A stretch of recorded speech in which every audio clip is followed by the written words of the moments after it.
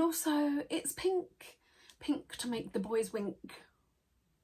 Hey loves, welcome back. Wow, that was incredibly awkward. Anyway, today's video is 11 simple things that you can change and do differently in 2020. These are not drastic changes. These are not ridiculous, unachievable New Year's resolutions that you do for like 3 days and then you throw them out the window.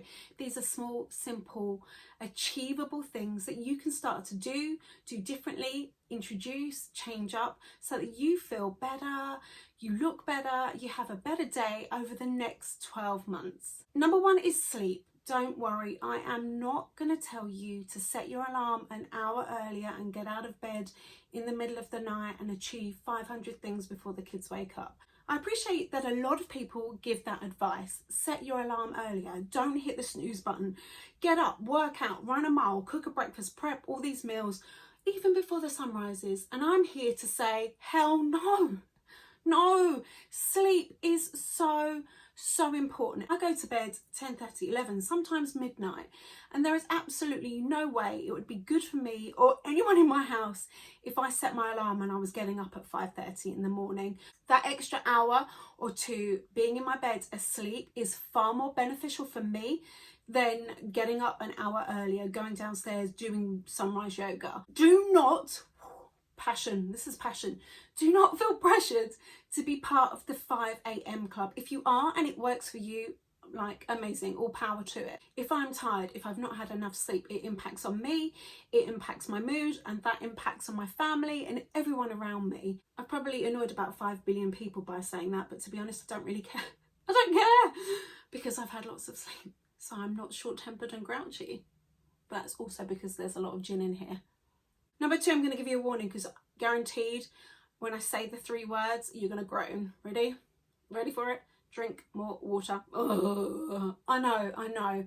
It's so important. But the thing I want you to do differently is something that I introduced maybe 8 months, a year ago, and I honestly think it's made the biggest difference. And that for me is drinking water immediately in the morning.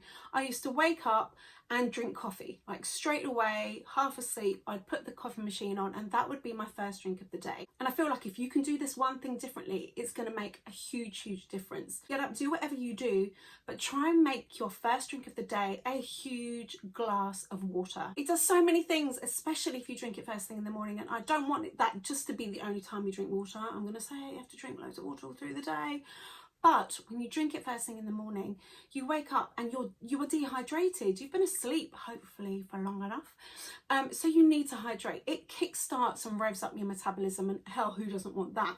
It helps kind of start and release and help flush out toxins. It helps with your digestive system. The hydration is so important, but the biggest difference I've noticed by doing this versus drinking a massive cup of coffee is with my skin. Honestly, my skin is so much better. I'm definitely getting less breakouts. My skin is just happier in general, and I honestly put a lot of that down to drinking water instead of coffee first thing in the morning. Don't get me wrong, as soon as I've had my massive glass of water, of course I have coffee, but water first, then caffeine. The third thing to do differently in 2020 is to make your bed. I always make my bed. Quite surprised about how many people that don't make their bed in the morning. I kind of feel like it sets you up for the day. I know it sounds silly, but spending 20 seconds, 30 seconds making my bed look pretty puts me in a good mood. If I pass my bedroom, go into my bedroom, I'm not looking at it like, I was going to swear, a shiz tip. I'm not looking at that. It's neat and pretty and tidy. My room looks nicer and it makes me feel more kind of organised. If you don't make your beds every morning, I want one of the things you do differently this year is to just spend that little bit of time making your bed look good. And I promise you, it's going to make you feel a little bit better. And there is nothing nicer than at night getting into a nice, freshly made bed. Tip number 4 is to try and watch your sugars, and especially hidden sugars. Now, I try and eat like a balanced, healthy-ish lifestyle. I eat chocolate, I eat sugar. In fact, sugar is probably one of my most favourite things, but I do try and kind of limit the amount of sugar I have. And a couple of the things I do not drink or I try to avoid are juices and smoothies. Now, don't get me wrong, if you've gone from a diet of eating 5 slices of white bread with loads of thick butter on it for your breakfast and you've substituted that and now you're having a fruit smoothie, then absolutely the fruit smoothie is a better choice. But if you're drinking juice throughout the day or smoothies as a drink, in addition to all the meals that you eat, it's really, really shocking just how much sugar is in them. A tiny 250ml bottle of like a smoothie or a juice can have up to like 30 grams of sugar just in that tiny bottle. Now, if you think if you're drinking that as a drink on top of everything else, the sugar content and the sugar that you're taking in can add up really, really quickly. And now I know it's natural sugars from fruit, but it's still sugar. A small smoothie might have like 2 bananas, 3 apples, an orange, a grape, or whatever in one tiny bottle.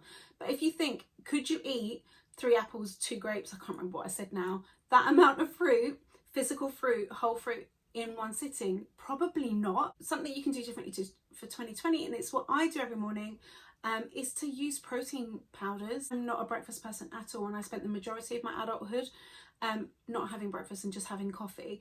And about 2 years ago, I started to drink protein shakes in the morning. I make a protein shake with almond milk, unsweetened almond milk, like half a frozen banana, a handful of ice, maybe some frozen berries, and I use a protein powder. It fills me up, it keeps me going, kickstarts everything, keeps me full up for a really, really long time. My favourite protein is from the Protein Works. I have the vegan protein because anything with whey in it, it's not my friend. Whey is not my friend. The Protein Works is amazing. Their ingredients are really, really fabulous. There are so many yummy flavours. They use good sweeteners. A portion of this has got like 24 grams of protein and sugars. I haven't got my glasses. The sugar in this content is 0.1 grams. So if you add half a frozen banana and you have a protein shake versus a smoothie or a juice, you can drastically reduce your sugar intake and still get a little bit of fruit. If you're a person that chugs juice all day long, then maybe try and start diluting it or something so you're slowly reducing the amount of sugar that you're having. The fifth thing you can do differently in 2020 is kind of related to the last one, but it's about making healthier substitutes when it comes to your diet. I am not talking about radically changing up everything. I'm talking about making small, easy, convenient switches that are going to add up and be super beneficial to you long term. Like I said, if you're a juice addict, switch that out and start drinking water or dilute your juice. If you love toast, then try and go for the wholemeal or whole grain toast rather than the white bread. If you're a carb addict like I am and you love your rice and your pastas, try and go for the brown option rather than the white. Another thing to do differently is to watch your salt intake, but also to change up the type of salt that you use. I know this sounds stupid, but this little change can be huge over time. Rather than using like sea salt or table salt, why not use Himalayan pink salt? We've been using this for years in our house. It doesn't taste exactly the same, but it's really, I nearly swore again. What is going on? It's really close. It's not expensive. This massive bag here, this is unrefined, additive free, pure Himalayan rock salt. I got this in TK Maxx and it was £2.99. Like, it's going to take us a really long time to use that much salt. The mineral content and the health benefits of pink salt versus normal kind of table salt or sea salt is huge. So if you need to season your food, if you need to use salt in cooking, then make that simple change in 2020. And also, it's pink to make the boys wink. The next thing to do differently in 2020 is just to learn that it's okay to say no. I'm gonna let that sink in for a second. This is something I struggled with for probably most of my adult life. I am absolutely a people pleaser. I care what people think. I don't want to let anyone down. And because of it, sometimes I used to take too much on, or I'd allow people to take advantage of me because they knew if they'd ask me to do something, then I'd always say yes. Saying yes all of the time, especially when you don't want to because you're afraid of upsetting or hurting someone's feelings, is not good for you or your mental health. It is okay to say no. A book that really helped me, I read it a couple of years ago and it really impacted on me, is The Life-Changing Magic of Not Giving a F. This says how to stop spending time you don't have doing things you don't want to do with people you don't like. If you feel like you're kind of pleasing everyone else at the detriment of yourself, then 2020 is the time that we are going to start saying no. I'm not saying that we all need to turn into like cold a-holes. Far from it. I love me like a self-help book. I really do. I'm kind of addicted to them, but this one is great. So if you've not read it and you really struggle with saying no and then the guilt of saying no, then give this one a go. Or maybe you can learn straight away and say, no, I don't want to read that book. No. I've lost count. 1, 2, 3, 4, 5, 6, 7. The 7th thing to do differently in 2020 is to really invest some time into yourself. This one can be so difficult, especially as a mum or a working mum or just a human. Actually, let's face it, just a human. If you're human, then we probably don't spend enough me time. Now, I'm not saying like on a Sunday morning you need to lock yourself into the bathroom and disappear for 3 hours, giving yourself a full spa treatment. What I'm saying for 2020 is that we can start taking like 5 or 10 minutes here, there, wherever, just to spend on ourselves, by looking after ourselves, by drinking that water, by going for that walk, by putting on a face mask. Time is really short, right? So I don't often put on a face mask or eye mask and sit there and lay, you know, with cucumber slices on my eyeballs. Hell no. I multitask. So if I do put on like a face mask or an eye mask or a hair mask or whatever masks, how many masks are there? I do other stuff at the same time. I put away washing, hang out washing, empty the washing machine. Can you see there's a lot of washing around here? I hoover up, I put stuff away. So if you never use face masks, if you never pamper or treat yourself whatsoever, grab some cheap eye masks or face masks. You don't need to spend a lot of money. And the next time you know that you've got a few tasks around the house you need to do, pop the face mask on beforehand. And then you're like ticking it off, looking after me, looking after the house, winning. Number 8 is to just finally clear out your wardrobe. How many times have you said that to yourself? Oh yeah, tomorrow, the weekend, next week, I'm going to sit down and go through all my clothes. I've said that to myself probably about 5 million times, and I've probably done it like twice. And my wardrobe is full of things that I'm clinging on to and I just can't let go of. And I haven't touched them, worn them for such a long time. This year, we're going to pull everything out of our wardrobe. We're going to look at it. We're going to check for tears and holes and bubbles, and I'm going to tell you more about bubbles in a minute. And then we're only going to put back the things we know that we're definitely going to wear and that we truly love. Everything else can be donated to a charity shop, can be sold on eBay, can be gifted or handed down to relatives. I'm not saying doing your whole wardrobe or your closet or whatever in one go, because when we have a huge task like that, it can be really intimidating. And what happens then? We never do it. We didn't do it last year or the year before. We're going to take 2 or 3 items at a time, check it over, really ask ourselves, is this going to be worn? And then if it is, put it back. If it isn't, get rid. If you're pulling out stuff from your wardrobe you've not worn in the last 12 months, you're not going to wear it. You're not. Quickly going to talk about bobbles. Sometimes we have a jumper or a piece of clothing that we really love and we wear all of the time, but it gets a bit bobbly. And just because it's bobbly doesn't mean that we should throw away and get rid of it, especially if we really enjoy wearing it. All you need to do is to grab yourself one of these smart little wizards. This is by Minky. I got it on Amazon. I'll pop the link in the description box if you want to check it out. It's like a debobbler and it's genius. You can use it on clothes. I actually used it on my sofa in my kitchen because it was like a cotton material and it got really bobbly with everybody sitting on it and the dogs or whatever. If you have that one piece of clothing that you don't want to part ways with, but it's looking a bit bobbly and looking a bit worse for wear, you can basically just shave off the bobbles. It's very easy, doesn't damage the clothing, it basically just shaves off. I don't even know if you can hear me. This wasn't expensive at all. It was super cheap, but it makes a big difference with your bobbly clothes. The 9th thing to do differently in 2020 is to wear some fancy pants, knickers, undergarments, whatever you like to call them. I think for women, underwear sometimes is one of the last things we think about. We often have a drawer full of knickers that are old and grey and tired, more tired than we are. A simple thing you can do in 2020 that makes you feel so good, sets your frame of mind for the day, is to wear some pretty underwear. You might already be the type of person that wears matching underwear every single day, and I am obscenely jealous of you. TMI, we're all friends here, right? We all have the period pants, and we all have those. Some old grey pants that, you know, help us out at a certain time of month. But I'm talking about the rest of the month, every single day. Sometimes like having the time or the energy or the effort to actually physically go out and shop for underwear, sometimes that's the last thing on our mind. So when Love Lingerie reached out to me, I was really excited. It caught my interest straight away. It's basically a underwear subscription service. It's very clever. Wait for it. 1 or 2 pairs of knickers turn up at your door every single month, and it's super affordable. What I love is that it gets sent in like plain discreet packaging. The whole wide world doesn't need to know that you've got pants in the post.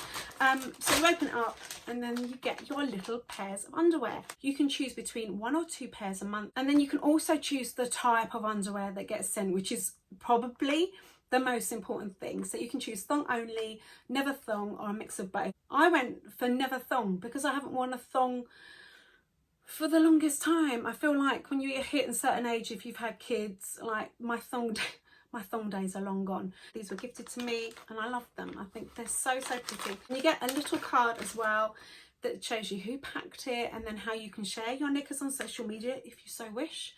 I might be sharing my knickers, but I won't be wearing them when I share them. Like, no one needs to see that. Obviously, it's a surprise what you get, so it's kind of exciting. There are 5 sizes to choose from. I went for size large, which is a UK 12 to 14. I'm that awkward in between size. I'm like a 10 to 12. For me, I definitely feel like having slightly too big underwear is a bit more flattering than having it too small and digging in and really overemphasizing my muffin top. So I did go for large. These do look a tiny little bit too big for me, but like I said, I'm okay with that. So the first pair I got are these beautiful black kind of lace trimmed. They are so soft.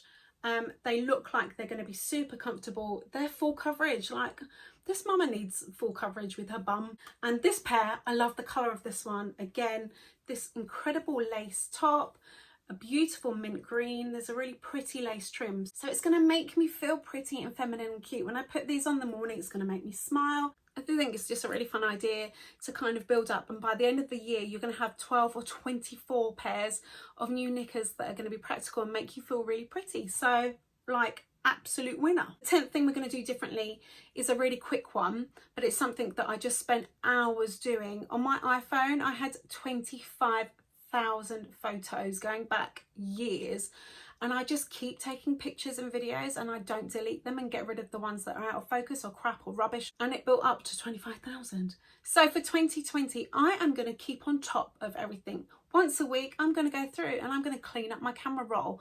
I'm going to make sure that I'm keeping all my receipts and keeping on top of paperwork and bills. I'm going to phone Virgin Media and finally sort out my super slow broadband and get myself a better package. Let's get on top of all that kind of stuff, right? Let's sort out our photo books. Let's phone up our phone companies and get better deals. Let's be better with our money, wiser with our time. And by keeping on top of stuff, you're going to feel so much better going through the next few months. Number 11, we're here. The last thing you can do differently in 2020 that's going to make a huge difference. And I honestly think this is probably one of the most important. And that is just to be nice to yourself. God damn it.